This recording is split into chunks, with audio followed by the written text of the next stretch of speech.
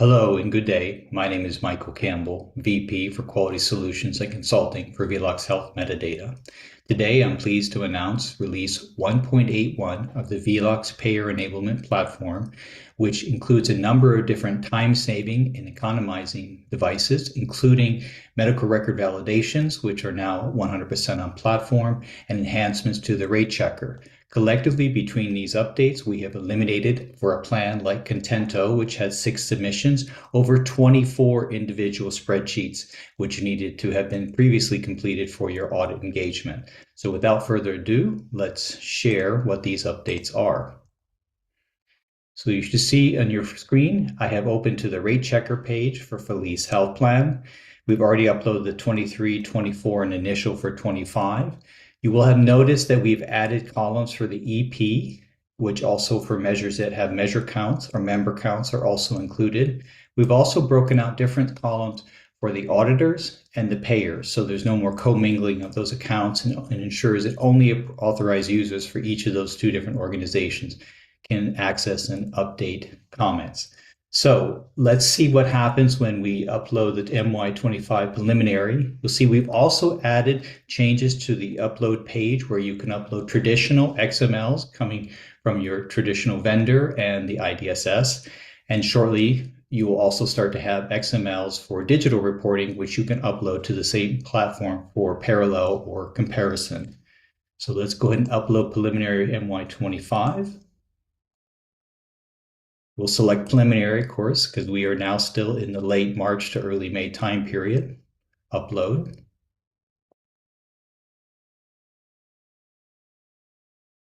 And then we'll close that and we'll see how things look different now in the rate checker. So we'll go to Felice Health Plan again. And you'll see now we have the column for MY25 populated. Equally importantly, if we go now to MRR Analytics, where we have several features for your MRR validation, including the preliminary or the initial sample size validation. We won't cover that today. That'll be ready for MY26, already beginning of the year of next year. The MRR count validation, if we select Felice Health Plan, you'll see that we have also the preliminary rates, but as well we have the MRR counts.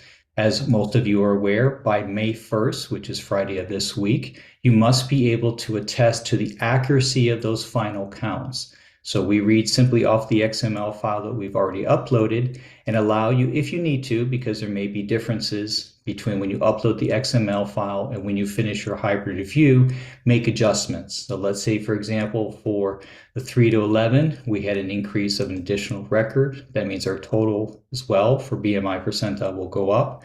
And let's say we had perhaps a decrease of 1 on the controlling high blood pressure. You'll notice each field is changed to green with a green outline once you make changes to it. When you, as the quality analyst for the health plan, have decided that your numbers are final and you're ready to attest to that, you will select that I have read and agreed to this declaration, and you will save your attestation and confirm that. Note that locks these fields. You no longer can change those. So this is in place for when you conduct your final rate review, which we'll go ahead and jump to that as now. So let's say you are ready to then, let's say the end of May or the time period in the early June to complete your final rate validation. At that point, we will compare your final version of your XML report to that locked version on the medical record review validation page. So go back to Felice Health Plan, and you'll see now that there's discrepancies that are being called out. You as the plan can go ahead and start to explain that in comments, that in your own column where you can explain to the auditor why changes occurred. There's almost in every circumstance, in my experience, being a reason or good reason. Or you can have this information and know that you will need to then reload or correct and reload your final XML until those discrepancies are resolved. Note, the discrepancy will remain even if you upload a new version of it. It's just simply to track the changes and to make sure that the comments between yourself and the auditor do fully address those changes. In addition, your auditor will now be able to use directly on the platform the selection and the communications of those selections for your medical record review, validation, or verification right here directly on the platform. So you will not receive a separate spreadsheet listing which measures are selected and how many records you need to send. So these will be available for monitoring directly on the platform.